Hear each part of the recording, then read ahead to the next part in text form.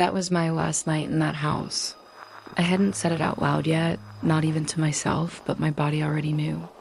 It was as if every wall, every piece of furniture, every corner was saying goodbye to me in a silent, almost ritualistic way. The house felt alive. Not alive in a comforting sense, but alive as something that had always breathed fear alongside me. I stepped into the bedroom slowly, as if I were entering a territory that, for the first time, no longer had authority over me. The dim light of the bedside lamp illuminated only part of the bed, leaving the rest submerged in the shadow that had always swallowed me from the inside. Everything there carried memory. Everything carried history, and none of it was light. I took a deep breath. The first real breath I'd taken in that house in a long time. The air was heavy, as if it held all the nights I cried while trying not to make a sound. But that night, the weight didn't crush me. It revealed things. I walked to the window. The same window where I had rested my forehead so many times, wishing the world outside would have the courage to pull me away. I opened the curtain slowly. The street was quiet, almost motionless, but for the first time, it didn't feel distant. It felt like a promise. Behind me, the house creaked. A low, dry sound like old wood giving way. I knew every creak in that structure. I knew the hallway creak. I knew the kitchen creak when the temperature changed. I knew the creak of the door when he arrived, that one I could never forget. But that creak, that one was different. It didn't announce danger, it announced an ending. I ran my hand along the wall, feeling its cold, rough texture. How many times had I pressed my back against it, trying to disappear? How many times had I slid my fingers along that same surface, trying to convince myself that place was still a home? But it never was. It was a prison with furniture. And that night, I could finally admit it. I sat on the edge of the bed. The same bed that held nights I wish I could erase from memory. The same bed where I learned to measure my breathing so I wouldn't provoke storms. The fabric of the blanket felt different that night. Or maybe the one who was different was me. I touched the fabric as if I were touching my own history.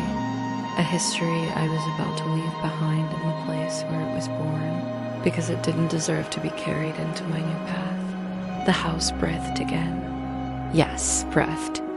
At least that's how it felt to me. As if there were a being hidden between the walls, watching my last night there with a quiet kind of envy. For years, that house had been an accomplice to everything that erased me.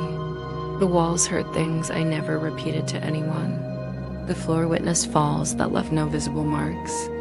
The doors held phrases I wished I could rip from my mind. And yet, there, on that night, I was writing an ending. I closed my eyes and allowed myself to listen. Deep down, very deep down, I heard my old footsteps echoing in memory hurried, hesitant, fearful footsteps. It was like meeting a version of myself I no longer wanted to be. A version who believed for years that that house was her final destination. But it wasn't. I stood up slowly. The floorboards creaked not as a threat, but as witnesses. As if they were saying, we knew this day would come. I walked to the bedroom door and stopped in front of it, remembering all the times I had wished to run through it and never come back.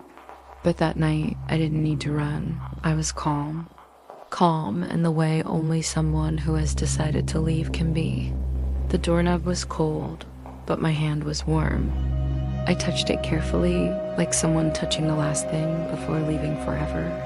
When I opened the door, the hallway appeared before me like a narrow tunnel, where darkness seemed to whisper stories meant to keep me from leaving. But I kept walking. Every step was proof that I no longer belonged to that place. The house tried to remind me of everything I had lived there, but nothing pulled me back. Not anymore. I passed the mirror at the end of the hallway. By instinct, I looked at my face. I had never seen myself so awake. There were marks, of course. Marks in my eyes, marks in the shadows of my cheeks, marks only I could decipher. But there was something new too, presence. I was there, whole for the first time. The mirror, which had so often shown me someone I barely recognized, now showed me someone who was returning. The night seemed to watch everything closely. The house seemed to understand its own role and its own loss. And I finally remembered what it felt like to breathe without fear. My last night in that house wasn't a goodbye to it. It was a goodbye to who I had been inside it. I touched my chest, feeling my heart beating in a rhythm I thought I'd never know again. A rhythm that said, "You're still alive, and you will stay alive far away from here." And then, with a slow, conscious, inevitable movement, I walked toward the living room, toward the end of that story. If this story resonated with you, don't forget to subscribe to the channel and walk this journey with us. And be sure to watch the next video in the next section or the next series, where this story continues and courage keeps unfolding step by step.